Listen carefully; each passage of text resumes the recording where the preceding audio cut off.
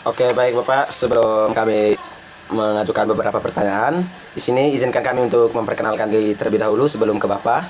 Saya atas nama Kristianus Devrinala. Saya Maria Trifonenesok.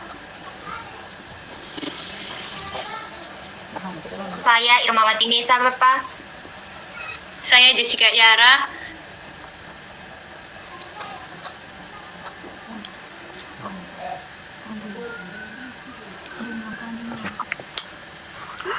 Oke, baik Bapak.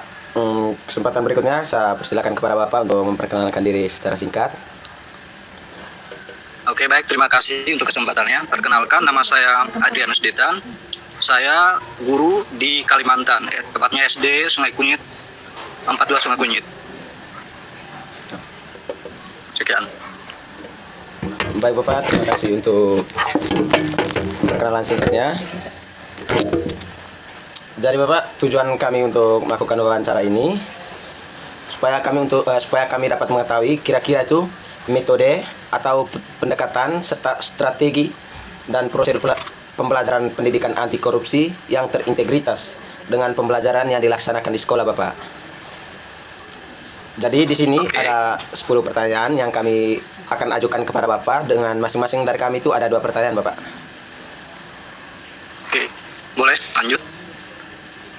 Oke Bapak, untuk mempersingkat waktu, saya selaku yang akan bertanya pertama itu. Untuk pertanyaan pertama itu Bapak, bagaimana Bapak mengintegrasikan nilai-nilai anti korupsi dalam pembelajaran, khususnya pada pembelajaran yang Bapak ampu, termasuk PPKN? Oke, untuk integrasi nilai anti korupsi dalam pembelajaran, kalau untuk kelas saya, biasanya saya mengajar kelas 2, wali kelas. Jadi untuk PPKN biasanya masuk dalam teori Pancasila ataupun bisa di undang-undang. Jadi kita bisa menjelaskan mereka tentang nilai-nilai kejujuran, tanggung jawab, dan lain-lainnya. Itu ya. Oke, baik. Contohnya. Baik Bapak. Untuk pertanyaan kedua Bapak, kira-kira itu metode pembelajaran apa yang sering Bapak gunakan untuk menanamkan nilai anti korupsi kepada siswanya Bapak? Untuk metode pembelajaran biasanya untuk anak SD biasa lebih kayak untuk metode bermain peran bisa, project basic learning bisa masuk. Bermain peran itu biasanya kalau di bahasa Indonesia kita lebih kayak materi tentang dongeng, misalnya mengenal watak, karakter, kejujuran, tanggung jawab, itu bisa masuk dalam peran nilai-nilai anti korupsi ada. Baik Bapak, terima kasih untuk jawabannya. Para teman yang ingin mengajukan pertanyaan berikutnya, saya persilakan. Baik Bapak, sekarang ini kita masuk pada pertanyaan yang ketiga, yaitu ini kira-kira strategi dan program apa saja yang digunakan di sekolah untuk membiasakan perilaku jujur, disiplin, dan bertanggung jawab pada siswa. Oke, untuk strategi atau program kebiasaan di sekolah. Kalau untuk strategi atau program, sekolah sebenarnya udah dari dulu udah biasa untuk menerapkan strategi disiplin, tanggung jawab itu udah pasti. Biasanya contoh sekolah menerapkan jam masuk sekolah dan jam pulang sekolah itu udah tepat waktu. Kalau terlambat pasti udah kena sanksi. Yang kedua tentang tanggung jawab. Contoh kecilnya guru selalu memberikan tugas, baik maupun tugas piket ataupun tugas sekolah yang mereka harus kerjakan di rumah. Itu mengajarkan anak-anak supaya lebih bertanggung jawab dengan apa yang diberikan, tugas-tugas yang diberikan. Itu aja. Baik Pak, masuk pada pertanyaan yang selanjutnya, itu pertanyaan keempat Bapak. Kira-kira bagaimana prosedur pelaksanaan pembelajaran yang menggabungkan materi akademik dengan nilai-nilai anti korupsi Pak? Untuk prosedur pelaksanaan, yang tentunya kita guru harus melihat apakah pembelajaran ini bisa kita kaitkan atau tidak. Contohnya, matematika bisa kita kaitkan jika berkaitan dengan pengurangan atau penjumlahan. Contoh kecilnya, jika kita mengurangi, maka hasilnya kalau salah ya tentu salah. Itu bisa dikaitkan dengan korupsi bahwa apa yang merupakan hasil tepat tidak bisa dikurang atau tidak bisa ditambah. Itu bisa masuk dalam anti korupsi bahwa itu salah ya salah, yang benar tetap benar. Itu contoh singkatnya, contoh kecilnya. Ataupun dalam bahasa Indonesia, contoh yang tadi bermain peran, itu bisa masuk dalam anti korupsi ataupun tentang sikap bertanggung jawab bisa masuk. Baik Pak, terima kasih. Lanjut pada teman-teman yang ingin bertanya untuk pertanyaan selanjutnya. Baik, pertanyaan berikutnya. Media atau sumber belajar apa yang digunakan dalam pembelajaran pendidikan anti korupsi? Untuk media biasanya kalau di SD bisa menerapkan media video animasi. Misalnya tentang kita menonton kartun-kartun atau cerita tentang pendidikan karakter untuk kelas kecil ya. Untuk kelas kecil biasanya untuk pendidikan karakter dan juga sikap tanggung jawab anak-anak biasanya. Itu contoh kecil untuk kelas kecil. Dan bisa juga kita langsung, misalnya contoh di lingkungan sekitar, tanggung jawab mereka seperti apa di rumah. Itu contoh kecil untuk mengajarkan mereka dari kecil tanggung jawab apa yang harus mereka lakukan, hak dan kewajiban mereka. Baik, pertanyaan selanjutnya, pertanyaan yang ke-6. Bagaimana cara Bapak menilai atau mengevaluasi pemahaman siswa tentang nilai anti korupsi? Untuk penilaian biasanya kita menggunakan penilaian kognitif, bisa dengan tes tertulis atau lisan, contohnya menanyakan ada tugas-tugas yang diberikan, ataupun tes perilaku, melihat dari tingkah laku mereka, misalnya apakah tugas-tugas yang mereka diberikan dikerjakan, sikap dan juga ketepatan waktu mereka hadir di sekolah, apakah tepat waktu atau tidak, penggunaan waktu yang diberikan tepat atau dilebih-lebihkan, bisa kita lihatnya, bisa kita nilainya dari tindakan mereka. Baik, selanjutnya saya berikan kepada teman yang akan bertanya. Baik, pada kesempatan ini, pada pertanyaan yang ke-7, yaitu apa saja kendala yang Bapak hadapi dalam mengintegrasikan pendidikan anti korupsi dalam kegiatan pembelajaran? Oke, untuk kendala tentu dalam lingkungan sekolah biasanya kendalanya itu di keterbatasan waktu. Karena pada pembelajaran biasanya ada batasan waktu, sehingga untuk menerapkan pendidikan anti korupsi atau sisipkan nilai-nilai anti korupsi sangat minim, karena tidak bisa langsung to the point ataupun bisa diperpanjang. Jadi untuk waktu penerapannya mungkin cuma disisip kecil-kecil, tidak bisa langsung banyak atau detail gitu.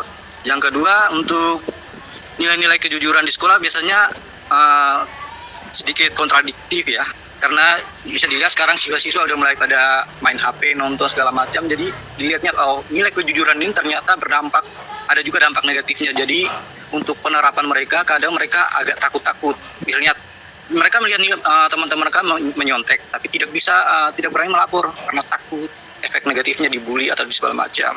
Itu contoh kecilnya. Lalu satu kendala ya, pengaruh media sosial juga sangat parah untuk zaman sekarang. Baik Pak, terima kasih atas jawabannya. Selanjutnya ada pertanyaan ke-8, yaitu bagaimana peran Bapak sebagai guru dalam menanamkan nilai-nilai anti korupsi kepada peserta didik di lingkungan sekolah? Oke, untuk peran guru, tentu untuk semua guru panutan ya, guru itu merupakan role model, teladan. Jadi untuk menjadi peran kita harus menerapkan apa yang kita ajarkan. Misalnya hadir tepat waktu, tanggung jawab guru, dan juga perilaku kita di lingkungan kita. Sehingga siswa melihat kita bahwa ternyata contoh yang baik seperti ini. Bukan cuma hanya di teori, tapi ada contoh nyatanya, ada role modelnya. Itu contoh kecil dan juga langsung diterapkan. Jadi kita guru harus menjadi role model. Baik Pak, terima kasih atas jawabannya. Selanjutnya teman saya yang akan mengajukan pertanyaan. Terima kasih Bapak atas waktu dan kesempatan yang diberikan kepada saya. Di sini saya akan bertanya, apakah di sekolah yang Bapak mengajar memiliki program budaya anti korupsi, dan bagaimana keterlibatan Bapak, siswa dan orang tua dalam pelaksanaannya? Oke, untuk program tentunya di setiap sekolah pastinya ada. Misalnya sosialisasi berkala tentang pentingnya jujur, tanggung jawab, itu udah pasti. Yang kedua, untuk keterlibatan guru biasanya menyelipkan di bagian penilaian, yaitu penilaian moral pada setiap kelas. Pasti tentu ada. Jadi ada nilai penting di akhir-akhir penilaian. Untuk jadi nilai plusnya biasanya dinilai untuk nilai karakter mereka ada. Untuk dukungan orang tua, biasanya orang tua di rumah kemungkinan pasti harusnya menerapkan bagaimana menggunakan waktu. Misalnya contoh waktu belajar, waktu istirahat, dan juga waktu untuk bermain. Itu contoh kecil-kecilnya. Terima kasih Bapak. Selanjutnya, dalam penerapan tersebut, apa saja tantangan dan harapan pengembangan budaya sekolah berbasis pendidikan anti korupsi Bapak? Jadi, yang menjadi pertanyaannya sekarang, apa sih harapannya Bapak terhadap pengembangan pendidikan anti korupsi ini di sekolah yang Bapak mengajar? Oke, untuk harapan ya tentunya semua berharap agar terciptanya suatu sekolah yang bersih, transparan, yang mampu di mana sekolah itu bisa mencetak generasi muda yang punya integritas, dan juga ya semoga kedepannya kita bisa bebas dari korupsi dengan adanya kesadaran mulai dari generasi-generasi penerus. Pastinya akan tercipta jika di sekolah-sekolah ataupun di setiap lingkungan ada pendidikan anti korupsi, sehingga semuanya sadar bahwa korupsi itu tidak baik. Terima kasih Bapak, jawabannya sangat baik. Untuk itu juga pertanyaannya sudah selesai. Kami mengucapkan banyak limpah terima kasih kepada Bapak yang sudah meluangkan waktu, tenaga, dan pemikirannya, sudah berbagi ilmu kepada kami, mahasiswa Undana. Kami sangat berterima kasih kepada Bapak. Untuk itu, sebelum kita menutup sesi Zoom kita adakan foto bersama walaupun kita lewat Google Meet biar ada kenangannya. Oke. Saya minta teman kakak Andini untuk screenshot. Yang pertama gaya ini dari rumah kita bersama. Bisa juga. Bisa. Dia sudah bisa ada pakai ini HP nih. Tidak, kami sih toh.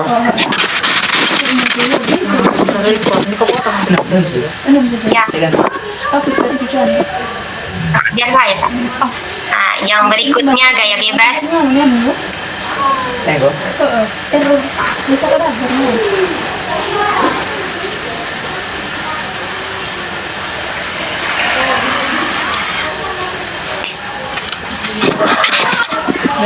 Ya sudah. Terima kasih Bapak. Nih, harapan kami semoga dilancarkan semua usaha dan Bapak tetap sehat-sehat selalu. Terima kasih sudah meluangkan waktu Bapak untuk kami.